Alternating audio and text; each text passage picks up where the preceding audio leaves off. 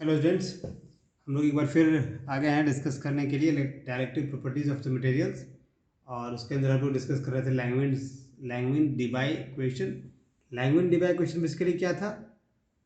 Total polarizability of a dielectric is the sum of the electronic polarizability, ionic polarizability and dipolar polarizability. मतलब alpha T is equal to alpha E plus alpha I plus alpha D. और हम हर एक polarisation को अलग अलग discuss कर रहे थे। फर्स्ट पोलराइजेबिलिटी था इलेक्ट्रॉनिक पोलराइजेबिलिटी, तो उसके लिए पहला हमने डिस्कस किया था इलेक्ट्रॉनिक पोलराइजेशन। सेकेंड हमारा आयनिक पोलराइजेबिलिटी है, तो हम आयनिक पोलराइजेशन डिस्कस करेंगे, फिर आयनिक पोलराइजेबिलिटी निकालेंगे, जिससे पिछले वाले में इलेक्ट्रॉनिक पोलराइजेबिलिटी निकाली थी। तो बेसिकली एक एग्जांपल लेते हैं सोडियम क्लोराइड का। कंपोनेंट मॉलिक्यूल लिए sodium chloride. Basically sodium chloride क्या है? सोडियम है यहाँ पे, सोडियम आयन, क्लोरीन आयन, बीच में मान लीजिए ये गया। कब? जब ये इलेक्ट्रिक फील्ड के प्रेजेंस में नहीं है। When electric field applied is zero. अगर इलेक्ट्रिक फील्ड अप्लाई करेंगे तो क्या होगा? सोडियम को इलेक्ट्रिक फील्ड के डायरेक्शन में शिफ्ट करेगा और इसको उसके अपोजिट डायरेक्शन में शिफ्ट करेगा। मतलब ये डिस्टेंस बढ़ेगा, ये डिस्टेंस बढ़ेगा। देखिए ये बेसिकली ये दिया हुआ है, इसका मतलब है कि इसमें ऑलरेडी डायपोल है, ठीक है। इसमें परमानेंट डायपोल मोमेंट ऑलरेडी है, इसलिए इसको कहते हैं पोलर मॉलिक्यूल। पोलर मॉलिक्यूल वो मॉलिक्यूल है जिसमें कि परमानेंट डायपोल मोमेंट हो मॉलिक्यूल।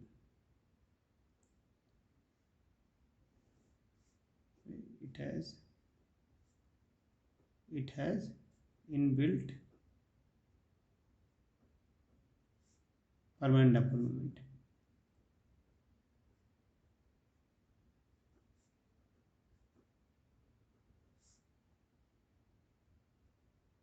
वो किसके बराबर होगा? परमानेंट डायपोल मोमेंट इसका जो होगा म्यू आई, इसके लिए हो जाएगा ई आर, या कुछ और आई मत लिखिए, आई भी लिखेंगे लास्ट में, तो ये लिख दीजिए ए आई ओ कर देते हैं। ए आई ओ मतलब इन एब्सेंस ऑफ ले रहे हैं, इसलिए आई ओ करते हैं, आई लेंगे टोटल के लिए। तो ये हमारा हो गया, या सिर्फ आई रहने दीजिए, या आई पोलर मॉलिक्यूल के लिए आई ओ रहने देते हैं, ताकि हम ओ रिप्रेजेंट करेगा ई जीरो, आई जीरो ओ जीरो, आई जीरो मतलब जब इलेक्ट्रिक फील्ड जीरो है। और जब इलेक्ट्रिक फील्ड अप्लाई करते हैं तब क्या होगा? ये सेपरेशन दोनों के बीच का इंक्रीज कर जाएगा। सपोज कीजिए कि सेपरेशन हमारा एक्स हो गया,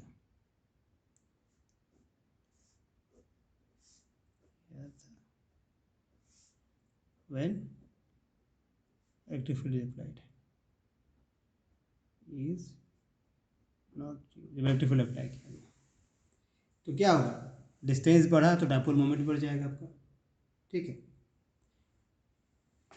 इलेक्ट्रिक फील्ड आपने सपोज किया इधर अप्लाई किया, तो ई शिफ्ट सोडियम इधर शिफ्ट किया, क्लोरीन इधर शिफ्ट किया, इसकी वजह से आर नॉट बढ़ के एक्स हो गया। डायपोल मोमेंट हमारा बढ़ के क्या हो जाएगा? दोनों के बीच का डिस्टेंस तो ई और एक्स हो जाएगा, ठीक है। न्यू डायपोल मोमेंट अगर आप लेंगे तो अब हमको क्या करना है? डायपोल मोमेंट बेसिकली देखेंगे कि इलेक्ट्रिक फील्ड जैसे बढ़ाएंगे डायपोल मोमेंट ये बढ़ेगा, बट एक लिमिट है, ऐसा नहीं कि बढ़ते जाएगा। जो कूलम्ब फोर्स आपके इसके बीच लग रहा है आपका अट्रैक्शन का, वो इसको अट्रैक्ट करते रहेगा। मतलब जब जो दोनों फोर्स आपस में इक्वल होंगे तो इक्विलिब्रियम कंडीशन हो जाएगा। इलेक्ट्रिक फील्ड की वजह से फोर्स है, जो दोनों चार्जेस के बीच कूलम्ब फोर्सेस या बाइंडिंग फोर्स जो लग रहा है वो। तो बेसिकली क्या हुआ कि जो इंड्यूस्ड डायपोल मोमेंट है वो इलेक्ट्रिक फील्ड के प्रोपोर्शनल हो रहा है, दैट इज इंड्यूस्ड। सो ये लिख सकते हैं mu I is equal to लिख दीजिए E X and mu I is greater than mu I O.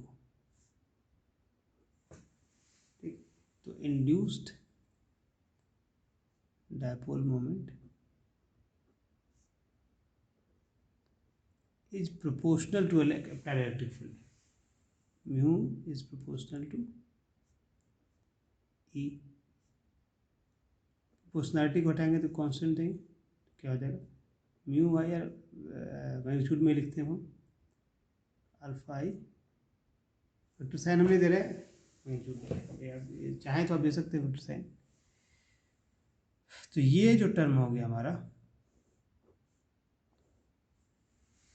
Dipole moment का, आयनिक डायपोल मोमेंट का, इसमें से अल्फा आई जो है वो कहलाएगा आपका ionic polarizability. Alpha I is equal to basically mu I by, and this alpha I is called ionic polarizability. Ionic polarizability तो क्या हो गई, ionic polarizability is the ionic dipole moment per unit electric field. और अब ये आई तो हमारा second term निकल गया अल्फा आई, अल्फा ई निकाला था हमने फर्स्ट टर्म, फिर अल्फा आई निकाला, और साथ में अगेन यहाँ पोलराइजेशन आप लिखना चाहते हैं तो क्या लगेगा ionic polarisation, therefore ionic polarisation क्या होता है, जो आयनिक पोलराइजेशन है, कोई polarisation dipole moment per unit volume, यहाँ पे आयनिक है तो आयनिक डायपोल मोमेंट हो जाएगा, तो आप इसको लिख सकते हैं P I is basically mu I by V, मतलब डायपोल मोमेंट बाई वॉल्यूम, वही है डायपोल मोमेंट आयनिक होगा, moment by volume, and basically ionic dipole moment by per unit volume, ये आपका पोलराइजेशन हो गया। तो हमको सेकेंड टर्म से काम था, ये भी आ गया। आप चाहें तो उसको इक्वेशन 2 लिख सकते हैं, या उसको इक्वेशन 1 लिख सकते हैं, थर्ड आएगा इक्वेशन 3 लिख सकते हैं। तो ये हमारा दो टर्म तो आ गया लैगुएरे थ्योरी का, alpha T is equal to alpha E plus alpha I plus alpha D था, तो अल्फा आई और अल्फा ई और अल्फा आई हम ऑब्टेन कर चुके हैं। Now it's term to third term क्या था, डायपोलर और ओरिएंटेशनल पोलराइजेबिलिटी, अल्फा डी। अब हम लोग डायपोलर पोलराइजेशन या ओरिएंटेशनल पोलराइजेशन डिस्कस करेंगे, यहीं से हमको डायपोलर पोलराइजेबिलिटी ऑब्टेन होगा, जो कि third and last term of Langevin Debye equation है। तो हमको देखिए ये आपको कहाँ होगा, only in polar molecules, occurs only in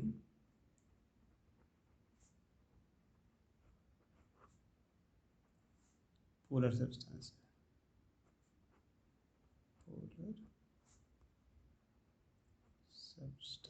polar substances क्या होता है, इसमें परमानेंट डायपोल मोमेंट होगा, दैट इज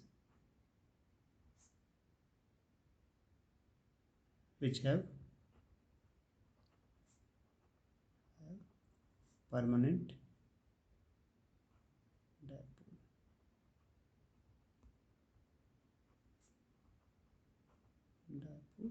moment। ठीक, सॉलिड में डायपोल रोटेट करने के लिए फ्री नहीं होते हैं, जैसे कि लिक्विड और गैस में डायपोल्स ये होंगे वो फ्री रोटेट होंगे। तो यहाँ पे हम एक फिगर बनाते हैं, मान लीजिए हमारा इलेक्ट्रिक फील्ड इस डायरेक्शन में काम कर रहा है, और यहाँ एक डायपोल ऐसे रख दिए, डायपोल का ये यहाँ प्लस चार्ज है ई प्लस, और यहाँ negative charge E minus, electric field इधर है, तो प्लस चार्ज पे फोर्स इधर लगाएगा और नेगेटिव चार्ज पे फोर्स इधर लगाएगा, और आपका डायपोल मोमेंट किधर होगा, इसके डायपोल मोमेंट को म्यू डी से दिखाते हैं, डायपोल मोमेंट हमेशा नेगेटिव से पॉजिटिव चार्ज की ओर होगा, तो ये इधर होगा, ठीक है। और डायपोल मोमेंट और इलेक्ट्रिक फील्ड के बीच एंगल थीटा है, तो ई आपका इलेक्ट्रिक फील्ड हो गया, अप्लाइड इलेक्ट्रिक फील्ड,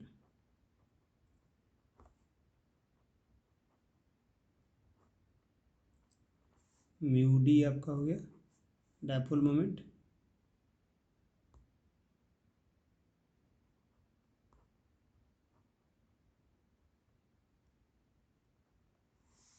ठीक है। म्यू डी फॉर डायपोलर ले रहे थे, इसको डी रखें। और थीटा क्या है? एंगल बिटवीन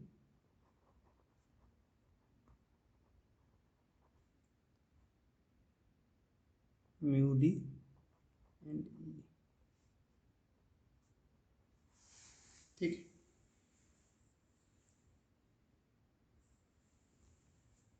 अब हम लोग आ जाते हैं कि डायपोल मोमेंट, एक डायपोल हो गया, डायपोल को इलेक्ट्रिक फील्ड में रखें। तो आप पढ़े होंगे या आगे पढ़ेंगे? नहीं, आगे क्यों, पीछे ही पढ़े होंगे, 12th में ही पढ़ना है dipole electric field. Electric field में डायपोल को रखते हैं तो क्या उसमें टॉर्क लगता है और क्या पोटेंशियल एनर्जी होता है। तो टॉर्क बेसिकली आपको याद होगा, लगता है टॉर्क जो है टाउ, टाउ हमारे पास आ जाएगा mu D cross E, dipole moment cross electric field, ये आपको टॉर्क देगा। और अगर इसको मैग्नीट्यूड में लिखेंगे तो क्या हो जाएगा? म्यू डी का मॉड इंटू ई का मॉड और साइन थीटा, म्यू डी और ई के बीच थीटा का एंगल है। अब आपको वर्क एनर्जी थ्योरम से क्या होता है? Change in potential energy is equal to negative of work done. Work done क्या हो जाएगा? Tau D theta. Linear motion में आपका होता है F D X, F into displacement, force into displacement, तो रोटेशनल मोशन में हो जाएगा टाउ इंटू डी थीटा, मतलब टॉर्क इंटू एंगुलर डिस्प्लेसमेंट। अब टाउ आपके पास है तो क्या आ जाएगा? D U minus mu D E sine theta D theta, ठीक है। तो अगर हम इंटीग्रेट कर देंगे दोनों साइड तो क्या आ जाएगा? ये आपका u आ जाएगा, और इसे इंटीग्रेट करेंगे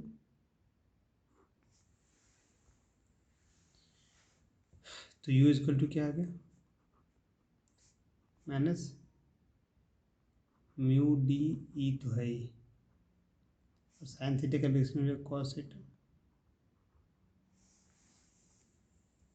ठीक। तो कॉस थीटा आपके पास आ गया, इसको लिख सकते हैं आप माइनस म्यू डी डॉट ई। हम चाहे तो डायरेक्ट लिख सकते थे।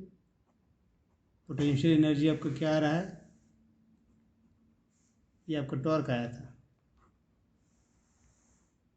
Torque on A dipole placed in electric field E, ये potential energy of the dipole placed in electric field E, ठीक है। ये हो गया आपका potential energy of the dipole, potential energy of the dipole, ठीक है। डायपोल का पोटेंशियल एनर्जी हो गया आपका। अब देखिए यहाँ पे क्या थीटा है, थीटा का एंगल अगर चेंज करेगा तो यू का वैल्यू चेंज करेगा। मान लीजिए जो थीटा अगर आप 0 लेते हैं तो जो पोटेंशियल एनर्जी होगा वो क्या हो जाएगा? मिनिमम हो जाएगा, यू मिनिमम। कॉस 0 1 होता है, ये negative of mu D into E हो जाएगा। और अगर आप थीटा इजकल टू पाई लेते हैं तो यू आपका मैक्सिमम हो जाएगा। मैक्सिमम क्या हो जाएगा? कॉस पाई -1 होगा, minus minus plus mu D ई, ठीक। इसका मतलब क्या हुआ? Potential energy is the function of theta. ये क्या है? Potential energy function of theta, u is function of theta. अब देखिए ये कंडीशन मिनिमम कंडीशन है, तो हर एक चीज़, हर एक एटम में अपने ग्राउंड स्टेट में मिनिमम एनर्जी में रहना चाहता है। तो in spite of minimum energy, despite of minimum energy, condition theta equal to 0, सभी डायपोल आपस में ओरिएंट एक डायरेक्शन में नहीं हो पाएगा, कोई डायपोल थर्मल एजिटेशन की वजह से रह जाएगा। तो बेसिकली ऐसा मॉलिक्यूल, पोलर मॉलिक्यूल क्या होता है कि जब आप इलेक्ट्रिक फील्ड अप्लाई नहीं किए हैं तो डायपोल तो परमानेंट डायपोल तो है, लेकिन नेट डायपोल आपका जीरो होता है, सारे रैंडमली अरेंज होते हैं तो आपका नेट डायपोल मोमेंट जीरो होता है। लेकिन जैसे आप इलेक्ट्रिक फील्ड अप्लाई करते हैं तो सारा डायपोल, ऑलमोस्ट सारा तो नहीं, ऑलमोस्ट डायपोल्स एक डायरेक्शन में अरेंज अपने आप को रीओरिएंट कर लेते हैं और इसकी वजह से नेट डायपोल मोमेंट आपका आ जाता है। तो इसको लिख सकते हैं यहाँ पे, despite of minimum energy condition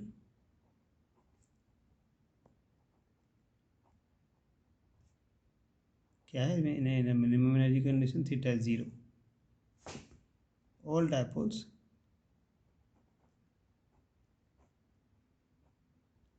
do not orient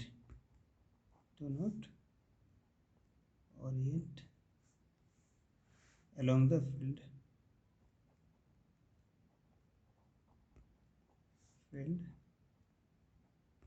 because of thermal agitation।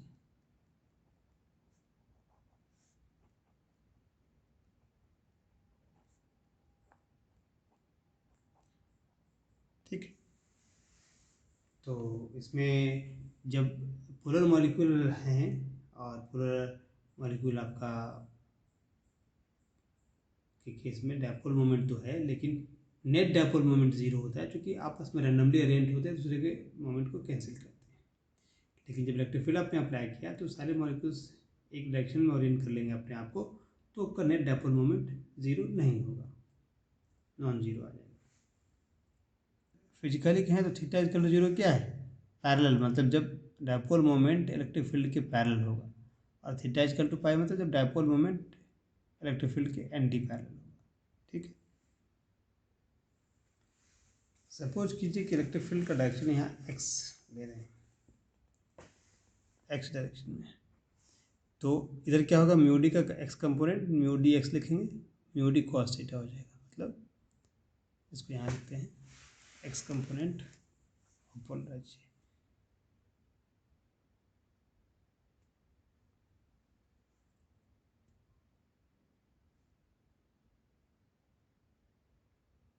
Mu D और एक्स कर देते हैं, डायपोल मोमेंट का एक्स कंपोनेंट, ये क्या हो जाएगा, mu D cos theta,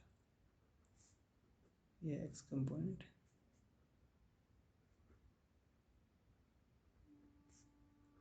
of dipole moment. अगर आप वॉल्यूम से डिवाइड कर दीजिएगा तो एक्स कंपोनेंट पोलराइजेशन हो जाएगा, dipole moment per unit volume आपको पोलराइजेशन होता है।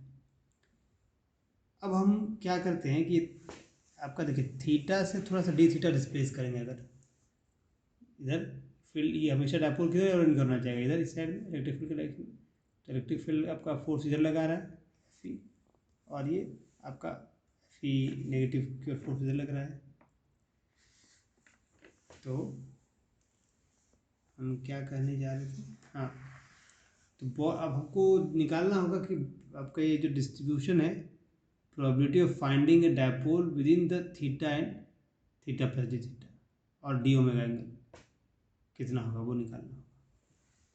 तो लिखते हैं according to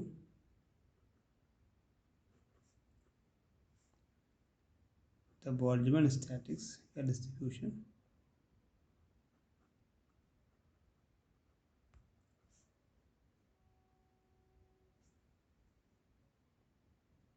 statistics, the probability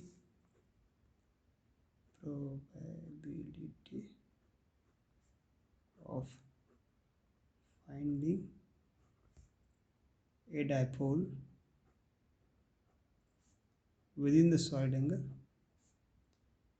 within the solid angle theta and theta plus D theta, और सॉलिड एंगल को हम कैसे लिखते हैं, डी ओमेगा से। और ये क्या होता है बोल्ट्जमैन स्टैटिक्स के हिसाब से, is proportional to Boltzmann factor, is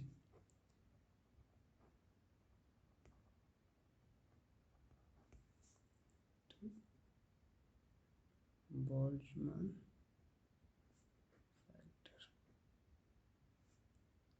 F theta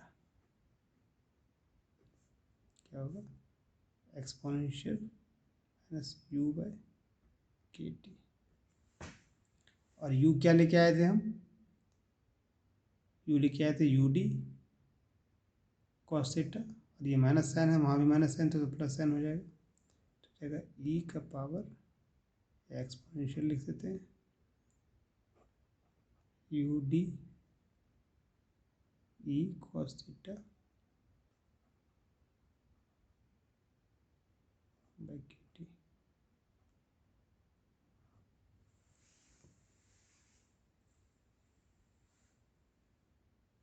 इसको u का वैल्यू उठा दिए, के टी तो यहाँ है ही, ये आपका एफ थीटा का डिस्ट्रीब्यूशन फंक्शन इसको कर सकते हैं। अब हमको निकालना पड़ेगा एवरेज मोमेंट कंट्रीब्यूशन पर डायपोल म्यू डी का बार।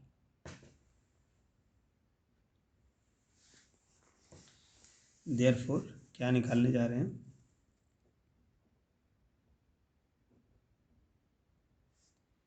द एवरेज मोमेंट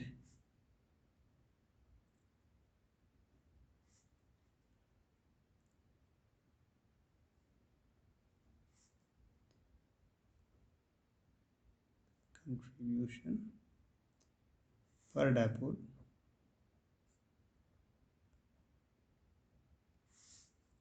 मतलब क्या निकालना चाह रहे हैं mu D bar lying between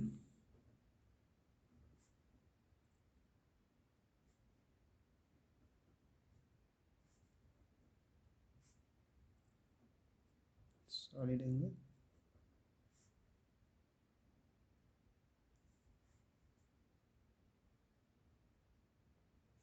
can be determined by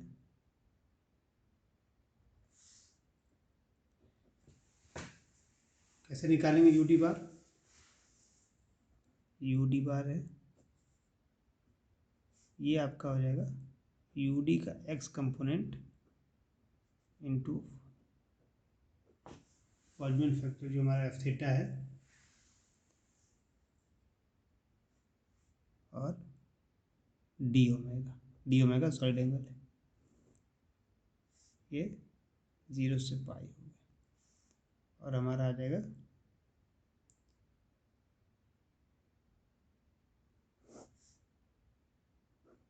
zero से,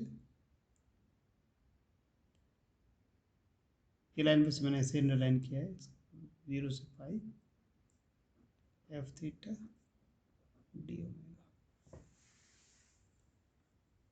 ठीक है, तो अब लिख दीजिए म्यू डी का जो एक्स कंपोनेंट है वो क्या था mu D cos theta, F theta क्या था आपके पास exponential mu D E cos theta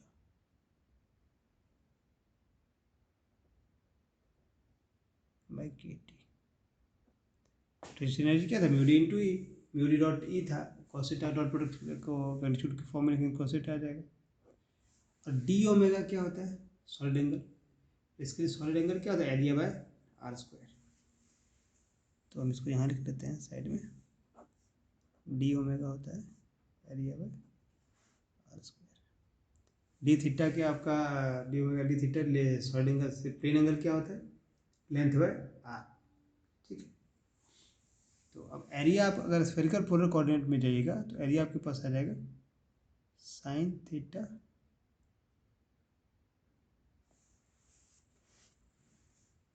R square sine theta D theta D phi by R square.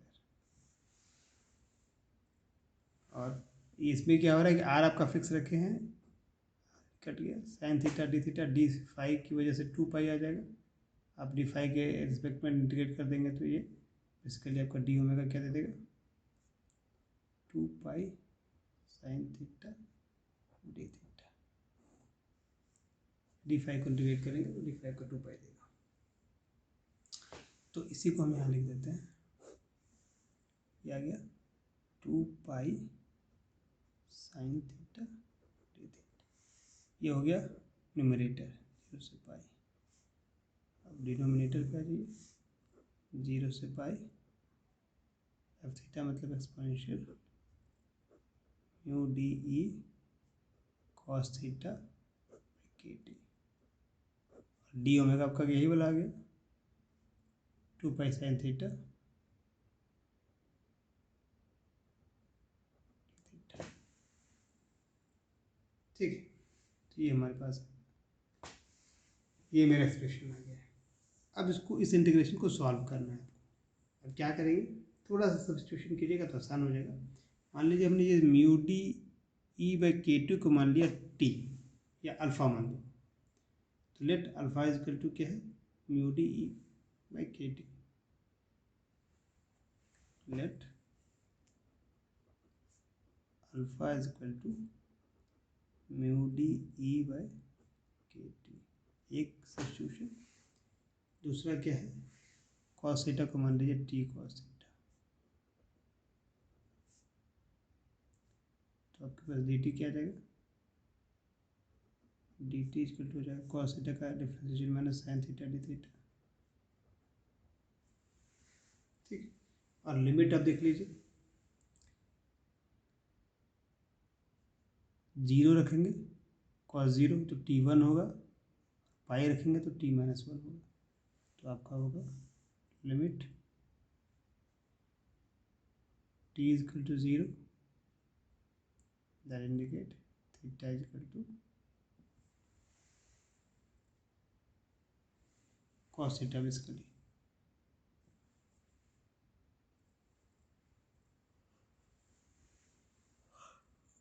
उल्टा लिख रहे हैं, थीटा इज इक्वल टू 0 तो t इज इक्वल टू जो आएगा ये हो जाएगा 1 and theta is equal to pi तो t is equal to minus 1। ये आपका लिमिट चाहिए। अब सब्स्टिट्यूट कर देते हैं सारा कुछ, तो क्या आ जाएगा, देयरफॉर म्यू डी एवरेज जो है वो आ जाएगा 0 से पाई, 0 से पाई नहीं, 0 में 1 है, 1 से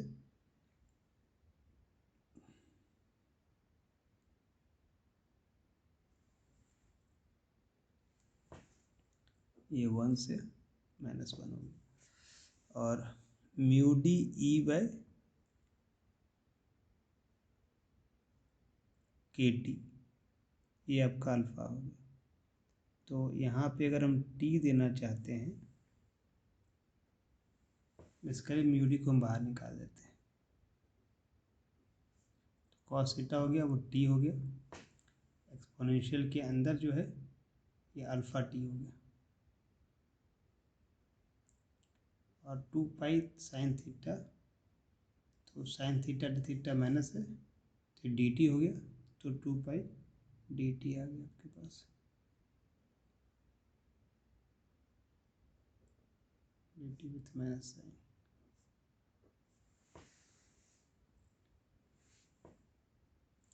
सिमिलरली नीचे क्या हो जाएगा, 1 से minus 1 exponential alpha T 2 pi और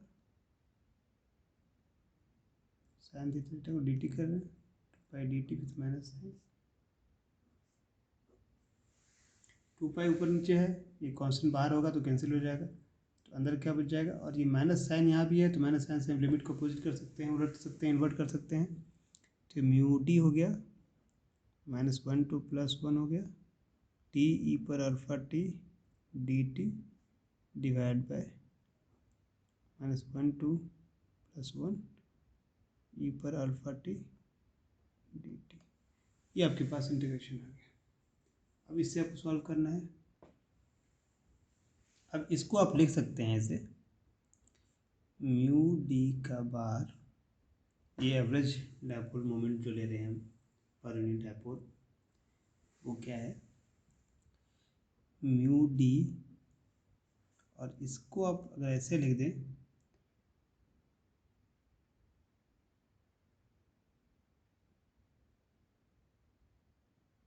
D by D T of log of -1 to +1 ई पर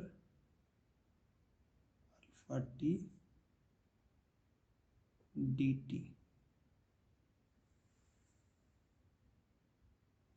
बेसिकली डी टी का रिस्पेक्ट नहीं लीजिए, डी अल्फा का रिस्पेक्ट ले लीजिए, डी अल्फा, तब आपको सही होगा।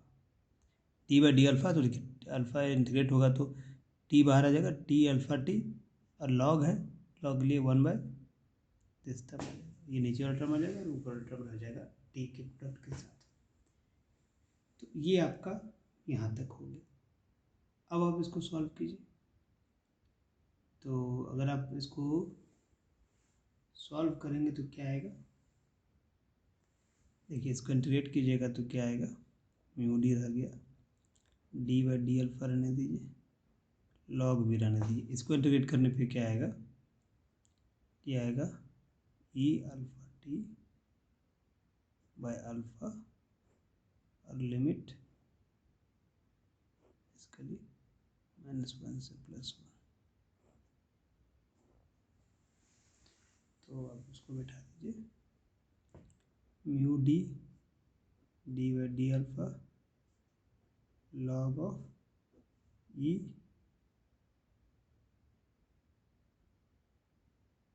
टी के रिस्पेक्ट में हम किए हैं, तो अल्फा माइनस ई पर माइनस अल्फा बाय अल्फा, ये आ गया। अब इसको आप लिख सकते हैं mu D D by D alpha log of E पर अल्फा माइनस ई पर minus alpha minus log of alpha, ऐसे आप इसको लिख सकते हैं। ठीक है, इसको डिफ्रेंशिएट कीजिए तो क्या आ जाएगा, म्यू डी और लॉग ऑफ दिस ई पर अल्फा, ई पर माइनस अल्फा, और फिर इसको डिफ्रेंशिएट करेंगे तो ई पर अल्फा और माइनस साइन आ जाएगा, तो प्लस, ये फर्स्ट टर्म का डिफ्रेंशिएशन आ गया। ठीक है, म्यू डी मेरा बाहर में, सेकेंड टर्म क्या क्या है, 1/अल्फा आ जाएगा, और ये आपको क्या देता है, cot hyperbolic, therefore mu D to cot hyperbolic alpha -1/अल्फा। ये आपका average dipole moment per unit dipole, ये आ गया आपके पास। अब थोड़ा सा हम और चेंज कर सकते हैं, कॉट हाइपरबोलिक आपका होता है since cot hyperbolic alpha equal to 1/अल्फा plus alpha by 3 alpha cube by 45 and so on. अब सब्स्टिट्यूट कर दिए यहाँ पे, तो क्या रहेगा, डी बार 1/अल्फा alpha by 3 45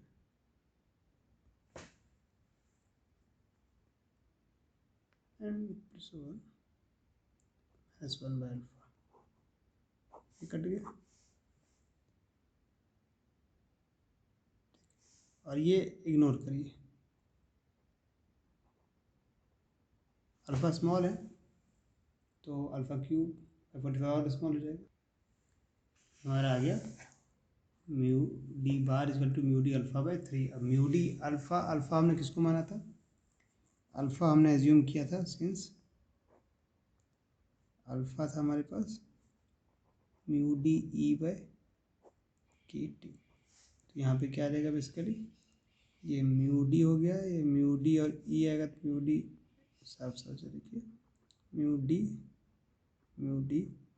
E by 3 kT, then mu d bar is mu d square E by 3 kT।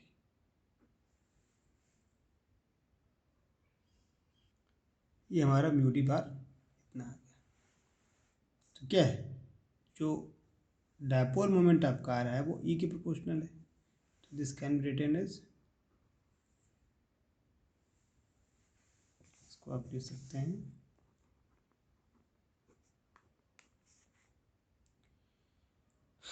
Alpha D E. तो अल्फा डी ई जो आपके पास हो जाएगा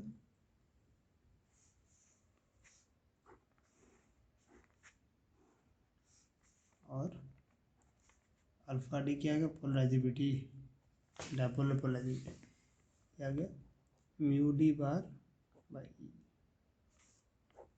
एम को निकालना था, हमारा थर्ड टर्म था, दिस इज डायपोलर या ओरिएंटेशनल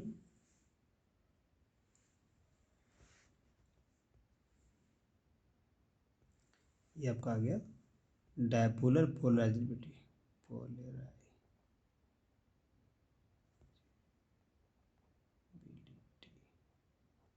क्या है, polarisable dipole moment per unit electric field.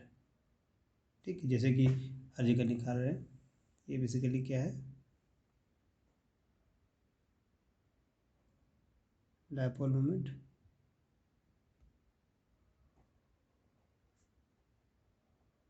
किसकी वजह से, डायपोलर मॉलिक्यूल के लिए आ रहा है पर यूनिट।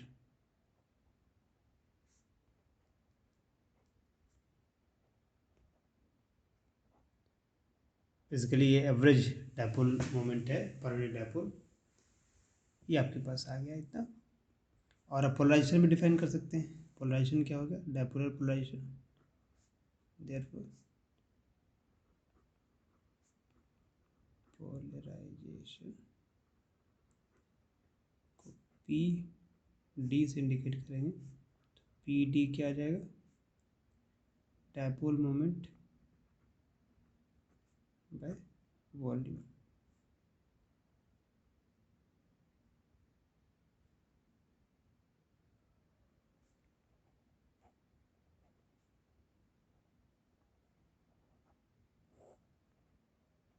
बेसिकली यहाँ एवरेज डायपोल मोमेंट है, एवरेज डायपोल मोमेंट है, तो आपको average dipole moment by volume, तो polarization dipole moment by volume आ गया।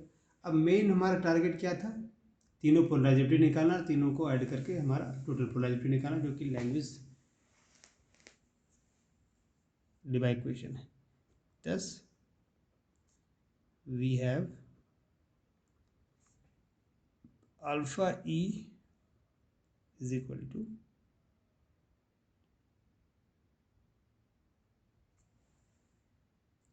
और यहाँ अल्फा डी किसको माने हैं, इसको भी लिख देते हैं, here alpha D is basically mu D square by 3 kT, और इसी को फिर आप इस तरीके से भी डिफाइन कर सकते हैं, same alpha D.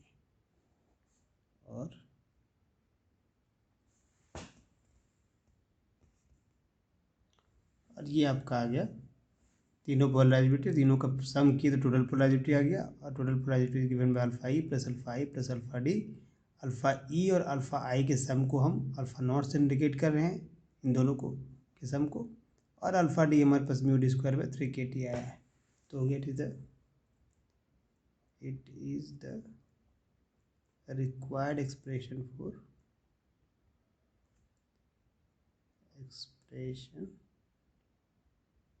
For Langevin Debye, ये आपका आ गया, it is the required expression for Langevin Debye equation. हमारा लैंगमैन डिवाई इक्वेशन कंप्लीट हो गया। हमने क्या किया, पहले लैंगमैन डिवाई इक्वेशन से स्टार्ट किया। बेसिकली लैंगमैन डिवाई इक्वेशन क्या था, तीनों पोलराइजेबिलिटी का sum, electronic polarizability, ionic polarizability and dipolar polarizability, और फिर वन बाय वन करके तीनों पोलराइजेबिलिटी को डिराइव कर लिया, डिस्कस कर लिया, और फिर हमने दिखा दिया कि तीनों हमारा किस तरीके से आता है और क्या है। ये हमारा लैंग्वेज डिवाई इक्वेशंस कंप्लीट हो गया। आज के लिए इतना ही, ओके। आप अपना कमेंट जरूर दें। अगर आपको कोई डाउट हो, कोई सवाल हो आपके मन में, तो ज़रूर पूछें कमेंट बॉक्स में, और देखते हैं कब अपलोड करते हैं इसको। आज कोशिश करते हैं कि आज हो जाएगा।